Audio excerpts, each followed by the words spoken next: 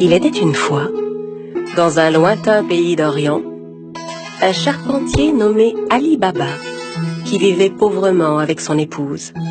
Ali Baba allait souvent dans la forêt avec son âne pour y couper du bois et le revendre en ville. Un jour qu'il était allé chercher du bois dans la forêt comme à l'ordinaire, il entendit un bruit de galop. C'était un groupe de cavaliers qui se dirigeait tout droit vers lui. Et les hommes n'avaient rien d'aimable. Ce sont certainement des voleurs. Je ferais mieux de me cacher. Ali Baba cacha son âne derrière les buissons et grimpa à un arbre. Les hommes arrivèrent et s'arrêtèrent juste sous l'arbre. Ali Baba les compta. Ils étaient 40 exactement.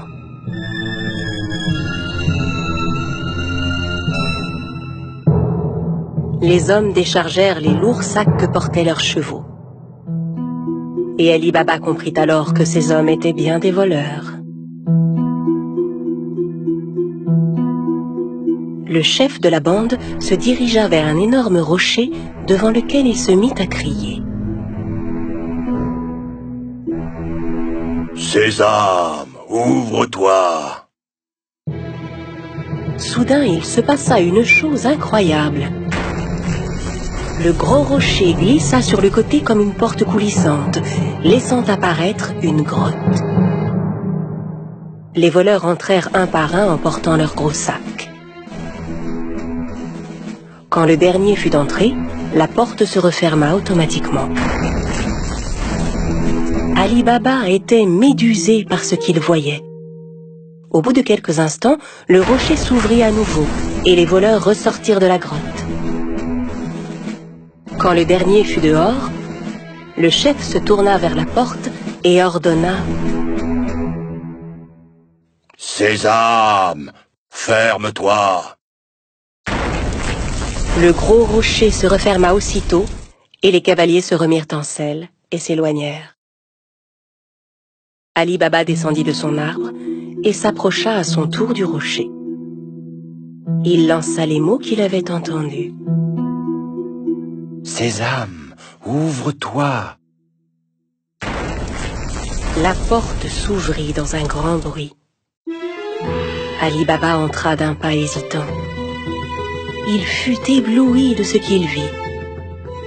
La grotte était remplie d'or, d'argent, d'étoffes rares, de diamants et de pierres précieuses. Il regarda autour de lui, ramassa 3 sacs et sortit de la grotte. Puis il se retourna vers le rocher et lui adressa les mêmes mots que le chef des voleurs. « Sésame, ferme-toi !»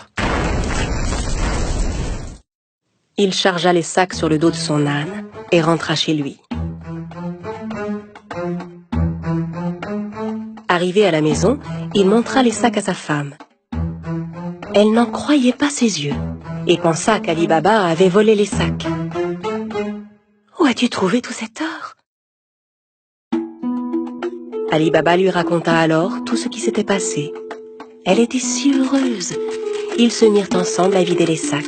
« Aide-moi à compter ça. Je veux savoir combien d'or nous avons. » « Non, creusons plutôt un trou pour y enterrer cet or. » « Va creuser le trou, j'irai demander une tasse à mesurer à ton frère Cassim. » Cassim, le frère d'Ali Baba, était un riche marchand, mais c'était un homme très cupide. Il n'avait jamais aidé Ali Baba, qui mit sa femme en garde. « Très bien, mais ne lui parle surtout pas de l'or. Personne ne doit savoir. » La femme se rendit chez Cassim pour lui emprunter une tasse à mesurer. Sachant qu'ils étaient très pauvres, Cassim lui demanda « Que veux-tu faire de cette tasse? Tu n'as pas d'argent à mesurer ?» La femme inventa alors un mensonge. Bien sûr, Cassim n'en crut pas un mot. Il mit discrètement un peu de miel sous la tasse avant de la confier à l'épouse d'Ali Baba. La femme rentra chez elle avec la tasse et commença à mesurer l'or. Puis quand ils eurent compté tout leur or, Ali Baba alla l'enterrer dans un grand trou. Quand tout l'or fut bien enterré, la femme d'Ali Baba rapporta la tasse chez son beau-frère. Elle n'avait pas remarqué que de l'or était resté collé sous la tasse. Quand Cassim reprit la tasse, il vérifia aussitôt dessous. En voyant que de l'or y était collé, il fut stupéfait.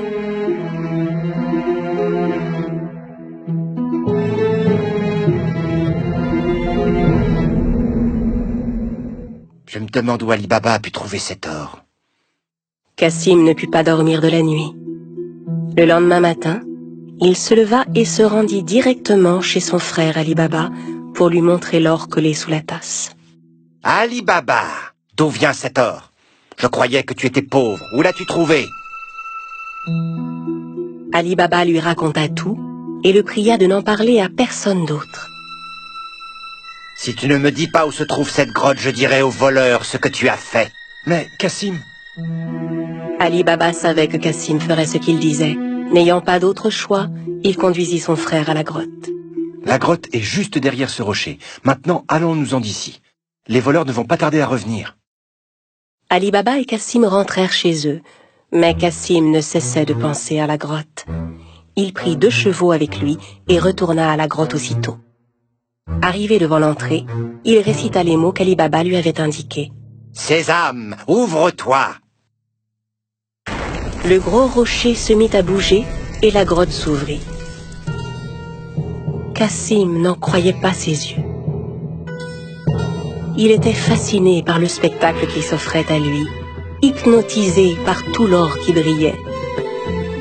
Le plus vite possible, il commença à remplir les sacs qu'il avait apportés avec tout l'or qu'il pouvait.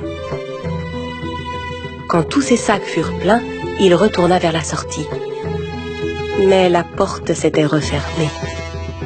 Et malheureusement, il avait oublié les mots qu'il fallait dire. Il essaya toutes sortes de formules pour ouvrir la grotte. « Porte, ouvre-toi Rocher, ouvre-toi Grotte, ouvre-toi » Mais quels que soient les mots, la porte restait fermée. Cassim commença à paniquer. Il chercha une autre porte, mais n'en trouva aucune. Au bout d'un moment, les voleurs revinrent à leur grotte. Quand ils virent les chevaux de Cassim, ils se méfièrent et sortirent leurs épées. « Sésame, ouvre-toi »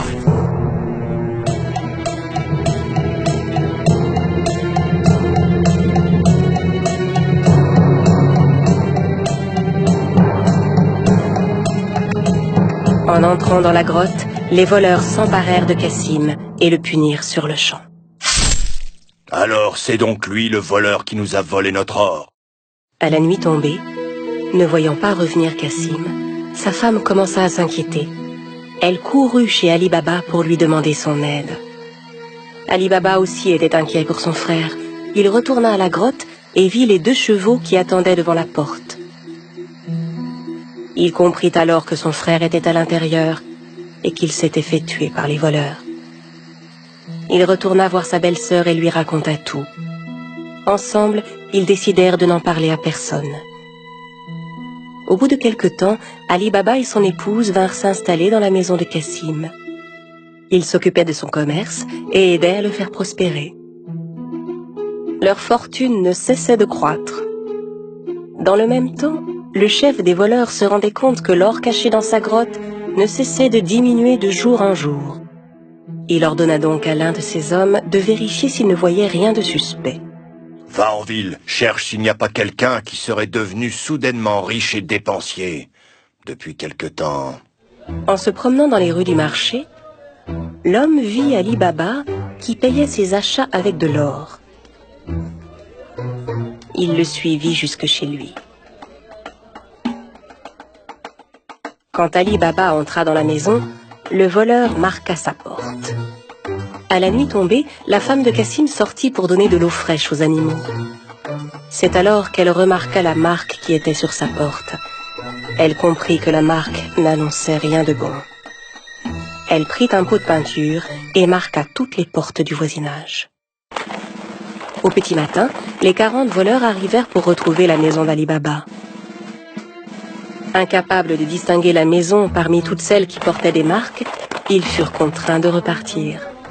Mais le chef était bien décidé à retrouver Ali Baba.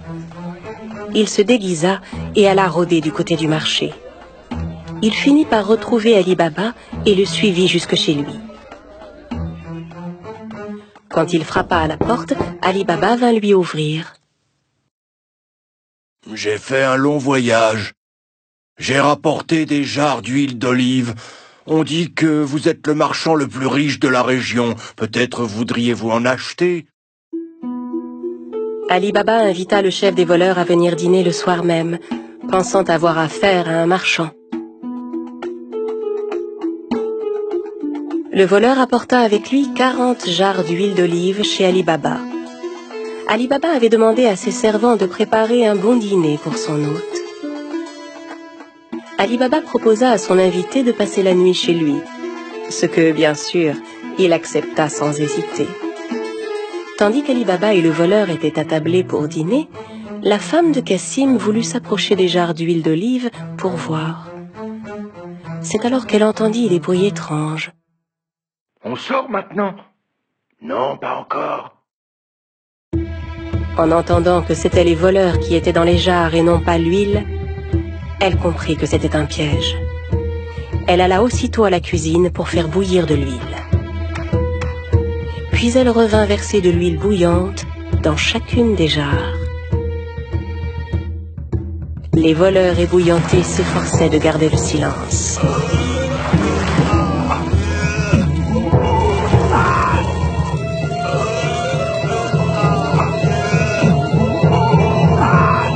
À minuit, quand tout le monde était endormi, le chef des voleurs alla vers les jarres. « Vous pouvez sortir maintenant. » N'ayant aucune réponse, il appela à nouveau. « Les gars, vous dormez ?» N'entendant à nouveau aucune réaction, il décida d'ouvrir les jarres et fut terrifié de ce qu'il vit. Terrorisé à l'idée de se faire attraper à son tour, il s'enfuit et ne revint jamais. Le lendemain matin, la femme de Cassim raconta à Ali Baba ce qui s'était passé.